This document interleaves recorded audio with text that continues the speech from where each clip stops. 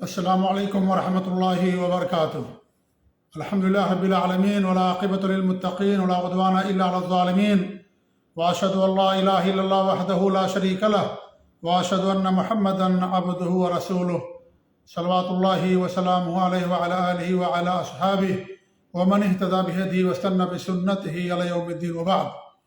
معزز و مکرم و محترم ناظرین و مشاہدین و سامعین و سامعات، رمضان کے فضائل سے متعلق ہمارے یہاں بہت ساری حدیثیں بیان کی جاتی ہیں جو صحیح نہیں ہیں۔ انہی میں سے یہ حدیث بھی ہے جو ایک لمبی روایت ہے جو حضرت سلمان فارسی رضی اللہ تعالیٰ عنہ سے بیان کی جاتی ہے کہ اللہ کے رسول صلی اللہ علیہ وسلم نے فرمایا کہ رمضان کا پہلا عشرہ رحمت کا ہے، دوسرا مغفرت کا ہے، تیسرا جہنم سے آزادی کا ہے۔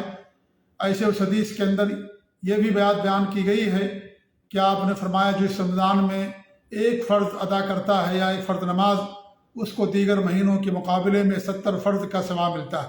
اور بھی بہت ساری باتیں، ایک لمبی روایت ہے جو میں بیان نہیں کرنا چاہتا کیونکہ وہ روایت صحیح نہیں ہے۔ جب وہ روایت صحیح نہیں ہے تو اس کا بیان کرنا بھی ہمارے لیے صحیح نہیں ہے۔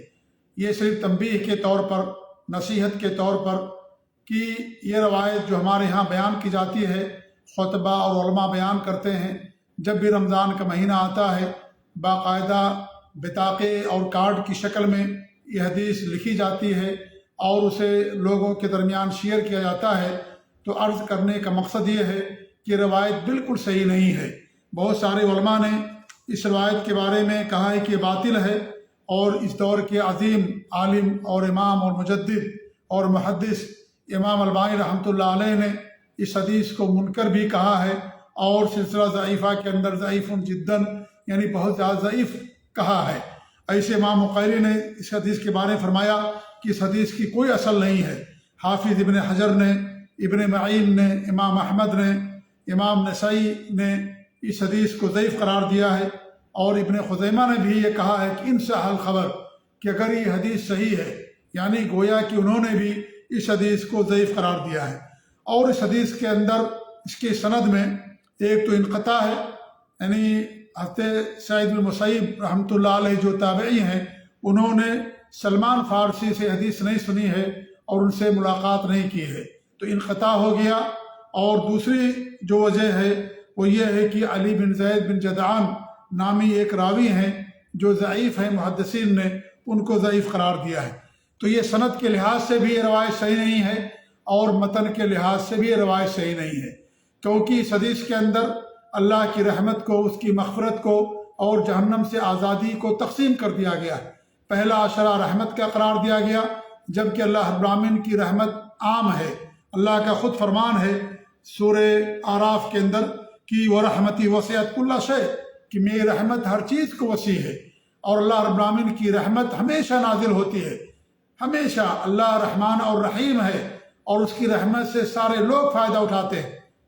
اللہ کی رحمت اگر نہ ہو تو دنیا کے اندر کسی کو روزی نہ ملے، کسی کو صحت نہ ملے، کسی کو پانی نہ ملے، پانی کا قطرہ کسی کو نہ ملے، کوئی دنیا کے اندر زندہ نہ رہے۔ اللہ کی رحمت کے تقاضے ہیں، اس کی مہربانی کا تقاضا ہے کہ انسان زندہ ہے، اللہ کی رحمت ہمیشہ نازل ہوتی رہتی ہیں۔ لہذا اس کی رحمت کو رمضان میں، وہ بھی رمضان کے پہلے عشرے سے خاص کر دینا، یہ اللہ رب العالمین کی رحمت جو عام ہے اس کی عمومیت کو، اس کی شمولیت کو خاص کر دینا ہے اور تنگ کر دینا۔ ایسے اللہ تعالیٰ تواب ہے، توبہ قبول کرنے والا ہے، اور اللہ لوگوں کے گناہوں کو معاف کرنے والا ہے۔ ہمیشہ اللہ تعالیٰ لوگوں کے گناہوں کو معاف کرتا ہے۔ لہذا یہ کہنا کہ دوسرے عشرے میں اللہ تعالیٰ لوگوں کو معاف کرتا ہے، لوگوں کی مغفرت کرتا ہے، یہ بھی اللہ تعالیٰ کی صفت مغفرت کو تنگ کر دینا ہے اور اس کی رحمت اور مغفرت کو خاص کر دینا ہے، جبکہ اس کی کوئی دلیل نہیں ہے۔ لہذا اللہ تعالیٰ تواب الرحیم ہے، معاف کرنے والا ہے، غافر الذنب ہے، غفور ہے۔ اللہ کے ناموں میں سے ایک نام الغفور ہے، التواب ہے۔ اللہ توبہ قبول کرنے والا، معاف کرنے والا ہے، اور یہ چیز ہمیشہ ہوتی ہے۔ لہذا اللہ کی رحمت و مغفرت کو تنگ نہ کیا جائے کہ اللہ تعالیٰ سے رمضان کے دوسرے عشرے کے اندر معاف کرتا ہے۔ ایسے ہی جو تیسری بات بتائی گئی ہے کہ اللہ رب العالمین لوگوں کو جہنم سے آزاد کرتا ہے آخری عشرے کے اندر، یہ بھی صحیح نہیں ہے۔ یہ بھی غلط ہے۔ کیوں؟ اس لیے کہ جہنم سے آزادی کا عمل پورے رمضان میں ہوتا ہے، اور اسی لیے امام البانی رحمۃ اللہ علیہ نے اس کو منکر کہا۔ منکر کا مطلب یہ ہوتا ہے کہ اگر ضعیف جو ثقہ ہو اس کی مخالفت کرے، اس حدیث کو منکر کہا جاتا ہے۔ جو صحیح حدیثیں ہیں ان کے اندر ہمارے نبی نے فرمایا کہ اللہ رب العالمین رمضان کے مہینے میں لوگوں کو آزاد کرتا ہے، وفی کل لیلہ، اور ہر رات آزاد کرتا ہے۔ ترمذی وغیرہ کی ابو داؤد کی روایتیں ہیں، صحیح روایتیں، ان کے اندر اللہ کے رسول صلی اللہ علیہ وسلم نے فرمایا وَلِلَّهِ وَاتْقَاءُ مِنَ النَّارِ، کہ اللہ رب العالمین کی طرف سے لوگوں کو جہنم سے آزاد کیا جاتا ہے۔ وَذَلِكَ فِي كُلِّ لَيْلَةٍ، اور یہ ہر رات ہوتا ہے، یعنی پورے رمضان اللہ رب العالمین لوگوں کو جہنم سے آزاد کرتا ہے۔ جہنم کے دروازوں کو بند کر دیا گیا ہے، کوئی دروازہ نہیں کھولا جاتا۔ جنت کے دروازوں کو کھول دیا جاتا ہے، کوئی دروازہ بند نہیں کیا جاتا۔ جو سرکش شیاطین ہیں ان کو جکڑ دیا جاتا ہے، اور روزانہ اعلان کیا جاتا ہے یا باغی الخیر اقبل و یا باغی الشر اقصر، اے خیر کے پیچھے، اے خیر کے تلاش کرنے والے آگے بڑھو، آگے آؤ، اور شر کے پیچھے پڑنے والوں تم شر سے باز آ جاؤ، شر کو چھوڑ دو۔ یہ روزانہ اعلان ہوتا ہے، لہذا روزانہ اللہ تعالیٰ لوگوں کو جہنم سے آزاد کرتا ہے۔ اس طریقے سے ایک روایت آتی ہے، ابن ماجہ کی روایت ہے، صحیح روایت ہے، کہ اللہ کے رسول فرماتے ہیں کہ ان للہ تعالی عند کل فطر واتقاء من النار وذلك فی کل لیلہ، کہ اللہ رب العالمین افطار کے وقت ہر رات لوگوں کو جہنم سے آزاد کرتا ہے۔ تو یہ جہنم سے آزادی کا جو عمل ہے، یہ آزادی جو اللہ تعالیٰ دیتا ہے پورے رمضان ہوتا ہے، رمضان کی ہر رات میں ہوتا ہے۔ اور اس حدیث کے اندر ضعیف روایت ہے، منکر روایت ہے، اور جس کی کوئی اصل ہی نہیں ہے، باطل ہے، بعض علماء نے باطل اور امام بخاری نے کہا کہ اس کی کوئی اصل نہیں ہے، اور اکثر بلکہ تمام محدثین نے اس روایت کو ضعیف قرار دیا ہے، اور امام عینی رحمۃ اللہ علیہ نے بھی اس حدیث کو منکر قرار دیا ہے، انہوں نے بھی ضعیف قرار دیا۔ تو بہت سارے اکثر محدثین نے اس کو ضعیف قرار دیا، اور یہی قول صحیح ہے کہ روایت بالکل صحیح نہیں ہے۔ تو یہ صحیح روایتوں کے برخلاف ہے، برعکس ہے۔ اللہ تعالیٰ فرماتا ہے، اللہ کے رسول فرماتے ہیں کہ اللہ رب العالمین روزانہ لوگوں کو جہنم سے آزاد کرتا ہے، ہر رات یہ عمل ہوتا ہے۔ اور اس حدیث کے اندر آخری 10 راتوں کے اندر مخصوص کر دیا کہ آخری عشرے کے اندر اللہ تعالیٰ لوگوں کو جہنم سے آزاد کرتا ہے۔ تو میرے بھائی یہ روایت بالکل صحیح نہیں ہے۔ ہمارے لیے جو صحیح روایتیں ہیں، چاہے رمضان سے متعلق ہوں، روزے سے متعلق ہوں، یا کسی اور مسئلے سے متعلق ہوں، ہمارے لیے کافی ہے۔